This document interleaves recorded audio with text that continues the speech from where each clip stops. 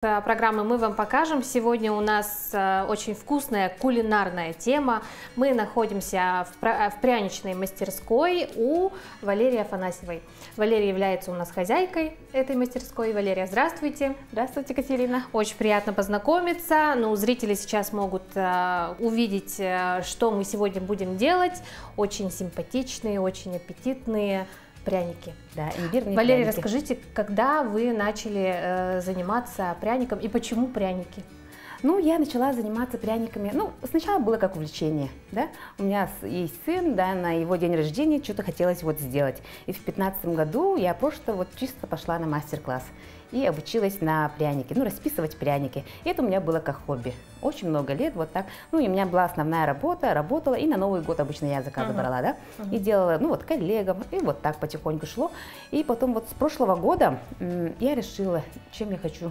Ну, что-то мне помаленько поднадоело в офисе, и я решила заняться вот своим любимым полностью делом. Отдаться да, любимому уделить делу. время, да. Ага. Вроде говорят же, если занимаешься любимым делом, то ни один день не работаешь. Ну, вот типа такого. И я начала заниматься имбирными пряниками. Я сама очень люблю сладкое, поэтому именно вот имбирные пряники выбрала. Здорово. Ну, сегодня вы прямо решили поделиться с нашими телезрителями, да, раскрыть небольшие секретики по приготовлению, да. Уже подготовили тесто. Тесто уже в есть, нескольких словах, в нескольких предложениях. Что это за тесто? Из чего? Тесто это вот специально для имбирного пряника готовится, да. В эфире мы не будем готовить тесто, потому что оно очень долго, ну, надо ждать 8 часов, поэтому заранее подготовила тесто, оно медовое. И пряности, да, тут. И сегодня мы будем выпекать и расписывать пряники. И заодно тоже покажу, чем я занимаюсь, да, то есть вот корпоративные брендированные пряники. Можете вот тут посмотреть. На примере просто покажу. И научимся к Пасхе, как можно в домашних условиях, да, расписать своими руками пряник. В общем, будет полезно и оставайтесь интересно, с нами. Да. Можем приступать. Да. Да? Раскатываем тесто. Как я уже сказала, оно у нас 8 часов пролежало в холодильнике заранее, поэтому уже начинаем. И я обычно вот, у меня такая скалка, то есть с определенной толщиной, понимаете, у меня вот 6 миллиметров, то есть тесто у меня равномерно раскатывается. Еще имеет значение, да, потому что от толщины тоже зависит, да. Если, например, делать только на глаз, то какие-то пряники могут быть пышными, довольно-таки, да, а какие-то, наоборот, тоненькими. Поэтому вот раскатываем. Какой толщины вы раскатываете? Тут 6 миллиметров. Вот такие тоже сейчас везде продаются. Сейчас у нас в Якутске очень много кондитерских магазинов, в которых можно найти все, что душе угодно. И творить самим тоже дома. Так что вот самое простое. Ну, в принципе, у кого возникнут вопросы по тесту, я думаю, тоже не беда, можно покопаться в том же интернете, тоже, наверное, тысячи рецептов теста разные, для пряников. И каждый подбирает под себя свой идеальный рецепт теста получается. И также про формочки тоже хочу сказать. Так. Да? Тут формочки, ну, я обычно вот заказываю, под заказ тоже делаю, да, но в домашних условиях не обязательно покупать дорогие формочки, да, которые вы можете использовать там 1-2 раза. Можно просто распечатать на бумаге, приложить и тоже вырезать по этой форме. Но так как я много делаю, да, мне нужны формы. Так, разные формы. Это вот у меня пасхальные формы лежат, сердечки, обычные вот такие для печенья. Просто вырезаем формочки, разные, какие хотите. Ну, сегодня, как мы сказали, будем делать, да, пример корпоративного и к Пасхе. Поэтому еще, у нас будут пряники. Якутия 24, да, к Пасхе вот яйца. В основном заказывают такие вот маленькие. Очень приятные комплименты, как для гостей праздника, так и на детские, детские праздники и еще в школах обычно заказывают. Тут, когда мы ложим, перекладываем на противень, да, важно учесть расстояние пряника. Да? Пару сантиметров, да, оставляем, потому что, когда они будут выпекаться, увеличиваются в объемах. Ну, сколько они увеличиваются? Ну, на сколько? Ну, сантиметр нет. Любимое дело которое приносит и доход, и прибыль. И удовольствие, да? И удовольствие, Ну вот честно, не бывает такого, что надоедает, ну, одно пока, и то же? Пока нет. Знаете, одно и то же я бы не согласилась, потому что каждый раз разные заказы бывают. И очень даже интересные. Вот люди хотят... Вот одни из последних интересных заказов. Какие можете привести примеры? Что интересненького делали? На что умудряются заказчики? Ну вот обычно, вот последний, ну я еще не сделала, но макет сделала, да, заказа. И там были, знаете что, женщина на юбилей заказывает пряники и говорит, я вот долгое время жила в Сунтарах, а там растут вот такие цветы. Купальница или какая-то отправляет фотографию. И еще я жила где-то, забыла, короче, там амга, по-моему, там сардана, купальница. Ну вот 4 цветка она назвала.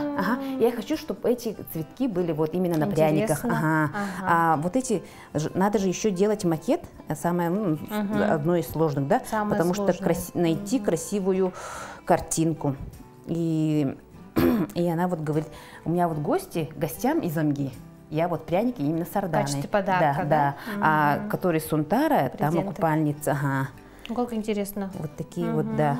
И тоже, ну, для меня это интересно, потому что я не знала, что есть такие цветы. Еще вот подснежники, говорит, желтые, прострел, да? Ну, вот такие вот предпочтения. Это же все индивидуальное, получается, вот именно индивидуально для их гостей все это делается. То есть всегда все равно по-разному проходит работа, да? Если даже вот форма одна и та же, но дизайн выбирают. Так, какие еще сделала? Давайте еще сердечки. Бывает и так. Ну вот у каждого дела, у каждого направления, да, в творчестве есть такое, что мастера постоянно чему-то учатся, да, совершенствуют свою работу. Вот вы как-то обучаетесь, может быть, какие-то новые... Открываете рецепты, дизайны. Благо, знаете что? Да, я, как и говорила, начинала с росписи. Да? Сначала обучилась на роспись, потом уже, чтобы выйти на большой доход, ну, да, прибыль, да, потому что вручную расписывать много, достаточно много времени занимает, да? Поэтому я перешла именно на печать. Тогда я уже, благо, можно проходить обучение онлайн. Прошла обучение уже на именно изготовление пряников, печатных, да, иллюстраций, чтобы самой делать макеты. Это же все. То есть я не только выпекаю, но и делаю уже макеты в Corel. Вот такие разные обучения. То есть в нашем деле не только вот, да, выпекать и все такое, красиво снимать, фотографировать. То есть это тоже производство от и до, да? Да, от и до, и все на мне. Пока я одна, ну как индивидуальный предприниматель, да, пока одна. Но в дальнейшем, да, хочется уже взять помощника и больше расшириться. Вот так. Допустим, на один подготовили, и мы отправляем в духовку.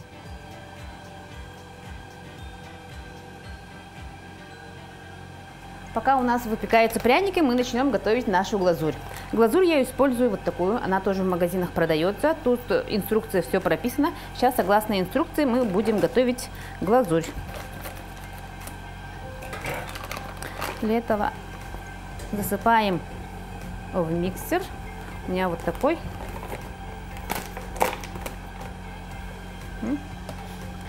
Так. Ой, голова. Нам понадобится 180 грамм воды.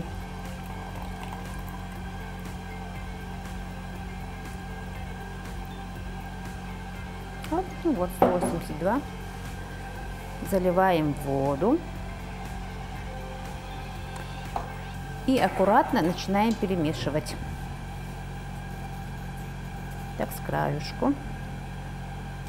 Вода холодная, да? Ага. Обычная питьевая вода. Комнатной температуры. Это у нас уже готовая смесь. Так что спокойно можно. И она еще долго хранится. Готовая смесь. Глазурь. В холодильнике можно хранить. Можно любым миксером. От мощности миксера зависит, как долго можно его взбивать. Перемешивать. Тут даже взбивания не требуется. Просто немножко чуть-чуть светлее станет, и все. Я обычно вот на таком миксере 3 минуты. Специальная насадка есть вот такая лопаточка, и им перемешиваем. То есть венчик не для взбивания, да, а для перемешивания подходит. И на скорости 2. Все.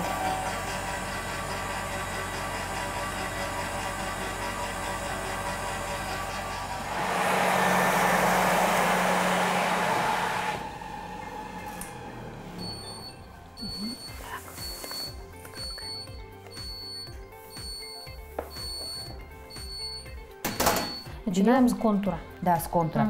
Вы видите, у нас тут красивая часть, да, пряничка. То есть это у нас будет, как видите, задняя часть красивая. А то, что у нас вот выпекалось, мы с этой стороны будем заливать.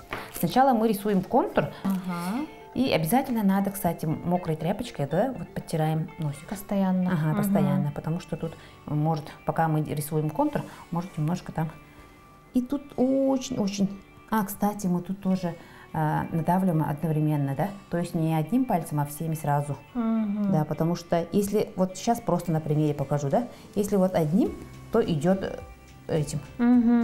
Видите, непрямая линия, да, или каким-то другим, поэтому надо, чтобы... и еще держим на весу. То есть никак ручкой вот так не делаем, да, на весу. Прямо, да? Да. Вот так вот от точки А до точки Б. Так, давайте это отложим в сторону. И вот тут уже начнем рисовать контур. Тут очень не надо спешить. Но если что-то даже неправильно получается, можно убрать и заново. То есть тут больше решает, знаете, что опыт, да, практика. Чем больше вы рисуете, рука все равно набивается, да? Даже я вот сама, когда долго не рисую круги, мне очень сложно даются круги. Вот такие еще формы. Так все мы зальем.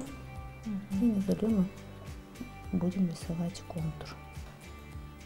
Не надо бояться, что там некрасиво получилось или что-то. Все со временем все равно приходит.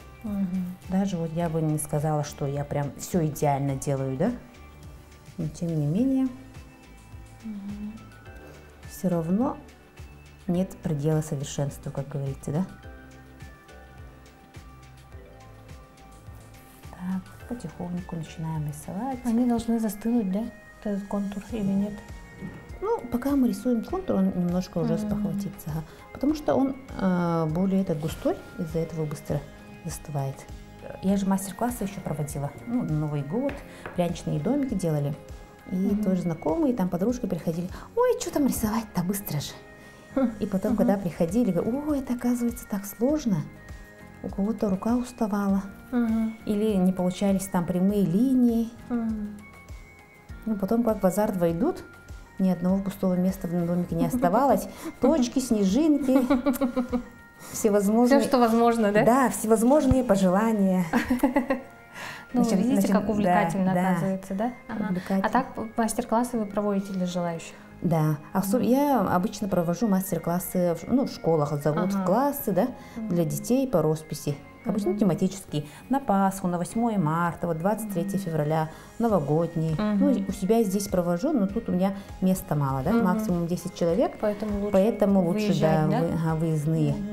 На дни рождения, если вот успеваю по времени. Так, это у нас был контур, да, а теперь мы уже открываем заливочную. Тут совсем маленько-маленько делаем. Маленький надрез.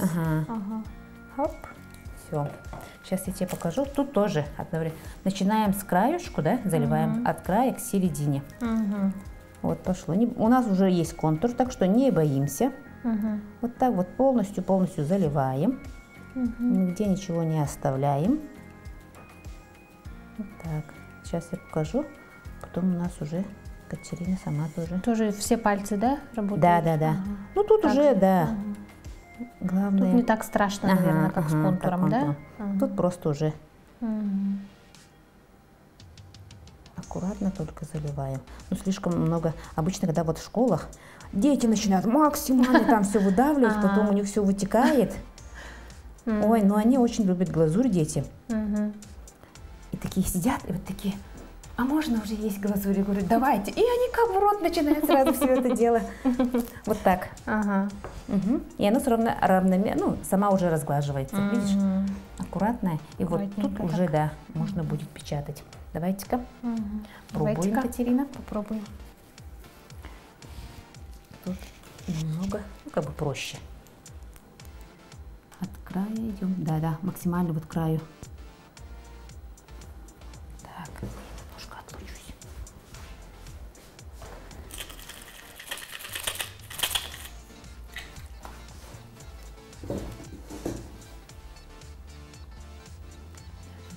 Не, выдавливай.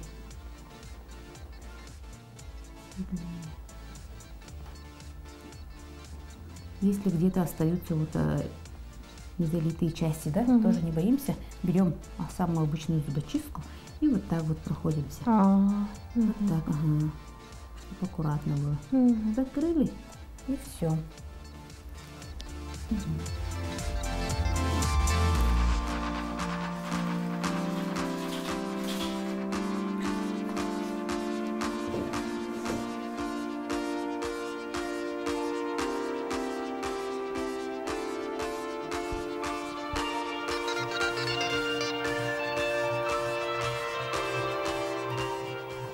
Ну, наши пряники после того, как мы полили их глазурью, они отправились у нас... Да, мы на них распечатали. Да, на печать, да, на фирменный логотип нашего телеканала, да. И пока наши пряники сушатся, мы покажем также вариант того, как можно раскрасить самим, да, пряники. То есть ручную роспись. Ручная роспись, потому что, соответственно, не у всех самую есть, простую, которую любой может, техника любой человек, да. Хочу рассказать, про глазурь я сказала. Еще у нас вот есть пищевые красители, да. Какими красителями обычно? Ну, я пользуюсь вот топ-декор, да. У нас глазурь, она, ну, как бы водорастворимая получается, поэтому мы обязательно берем для раскраски водорастворимый краситель пищевой, да. Вообще рекомендую хозяйкам приобрести такой краситель, потому что я как мама тоже, да, обычно бисквиты цветные получаются, да, радужные бисквиты, туда можно использовать. Такой большой тюбик взяли, ну вот на Новый год тоже детям всякую разную раскраску можно, да. Я обычно на Пасху тоже, на Масленицу делаю блинчики цветные, да, так что пригодится. Есть, не думайте, что очень такую универсальная купили, вещь, везде можно использовать, да, пищевой краситель, бисквиты, там, пряники, вафли, все что угодно можно. Так, вот у нас уже лежат глазурь, да, цветная. Сейчас мы еще добавим розового цвета, да, розового цвета. То есть мы берем обычную белую глазурь. Сколько нам надо розовой глазури, сколько чего надо, да, просто красим. Залили. Нам много, мы вот одно яйцо розовое сделаем. Поэтому берем, вот залили. Так. И берем красную, посмотрим какая. Одну всего лишь капельку. Тут иголочкой надо протыкать, чтобы потом сильно много будет вытекать. Буквально вот по одной капельке. Какого цвета мы хотим, какой цвет мы хотим получить. И размешиваем вот. Все. Вот такая нежно уже розоватая глазурь у нас получилась. Все, достаточно. Перемешали. Ну, если кто-то хочет там яркости, да, можете еще добавить. Можете вообще смешивать цвета, это детям тоже очень нравится. И они прям вот на мастер-классах, как я уже говорила, да, берут вот все эти глазури, там намешивают, кто что. Также берем мешочек наш кондитерский. Заливаем сюда. И все, как ранее мы показывали уже. Вот детям такой процесс, да, замешивание теста, глазурь, да, очень-очень интересен. Вы даже им можете просто вот дать, и они сами. Не обязательно готовить, кстати, вот такие вот пряники, да, со сложным там тестом, ингредиентами. Можно же любой пряник, любую печеньку взять. Я говорю детям, возьмите, даже хлеб-то свой можете. Блинчик. Просто, да, все что угодно. Даже на салфетках дети рисуют. Так что у детей фантазия вообще хорошо работает. Как всегда, мы начинаем с контура. Так, мы сейчас будем делать вот такие вот пряники. Давайте маленько расскажу. Так, насчет техник я бы хотела рассказать, да? Где что, какая все разные, да? Да, все разные. То есть тут мы просто заливаем и украшаем посыпкой, да? Это вот самая простая. Залили, посыпкой украсили, и все. У нас продается во всех. Да, любую посыпку тоже можете взять. Ага. А тут у нас получается немножко объемная. То есть, видите, да, вот шапочку, да, она как бы объемная. Мы, то есть, заливаем сначала одну часть, ждем, когда маленько подсохнет, и начинаем заливать вторую часть. Только тогда вот такая вот объемная получается, да. Вот тут же на зайчике тоже можно такую объемную, допустим, сделать, если вы хотите вот отдельно выделить ушки, там ножки, да, допустим. Вот, чтобы отдельно что-то выделить, вот так можно сделать. И тут у нас уже третья техника, то есть мокрое по мокрому. Залили зеленой глазурью, да, и точечки поставим белой глазурью, и все. Тогда у нас вот получается такая. И вот сверху еще можно вот нарисовать. А вот на птичке покажу. Вот уже когда уже корочка появилась, уже сверху можно, потому что, ну, уже будет держаться. Веточку можем нарисовать. Вот, всякие варианты, цветочки вон можно делать. То есть мы тут слишком, сколько у нас, желтый, зеленый и вот розовый сделали, да? Все, 3 цвета достаточно, допустим. То есть слишком много тоже брать не надо. Давайте один контур я сделаю, потом Катя тоже попробует, да? Попробуем. Все-таки у нас как-никак мастер-класс. Потом уже услышим, насколько реально сложно, или, может, я тут вообще сижу, сочиняю, да? Держим на весу.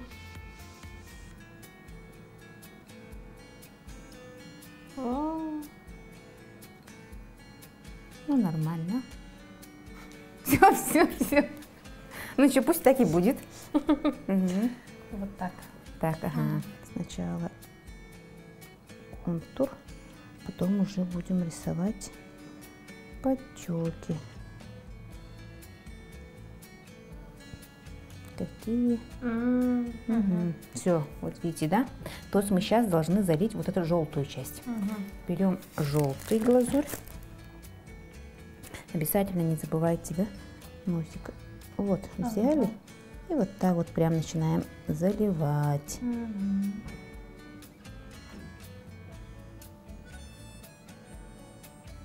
Если что, можно шпажкой либо зубочисткой подправить, да? Подправить, да. Так что не боимся.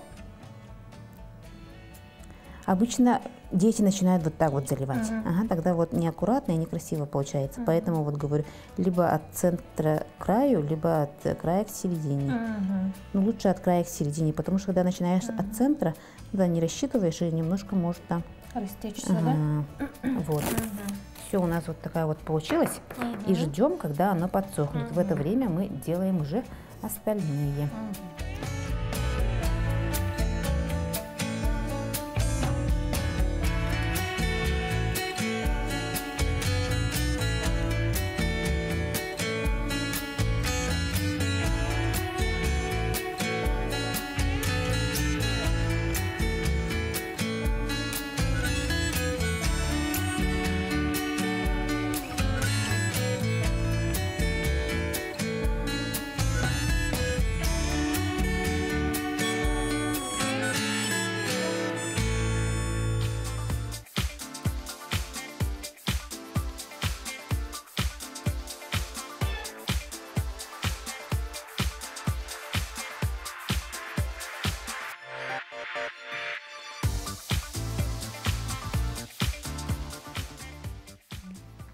Так, и мы переходим к куличу, да? Да, к куличу. Делаем помадку.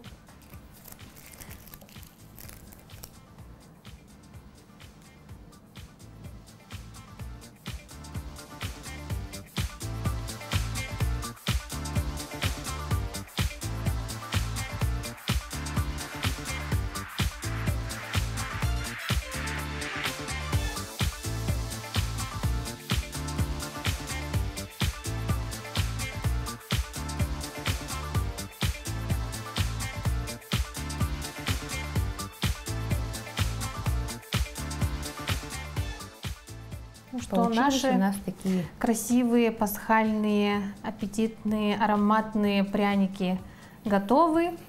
Хочется поблагодарить Валерию за процесс от и до, да, что поделились с нами, рассказали Вам спасибо. чем-то полезным. И вам, конечно, дальнейшего вдохновения на новые вкусные работы. Спасибо. Вы, если желаете, можете приобрести мои прянички. Я как раз 19 апреля будет ярмарка в Кружало, в торговых рядах Кружало. Там буду как раз продавать свои прянички. И такие, и печатные, и раскраски будут. Так что приходите. Да, я думаю, наши телезрители, увидев вот процесс рождения этих красивых пряничков, обязательно придут и попробуют работы Валерии.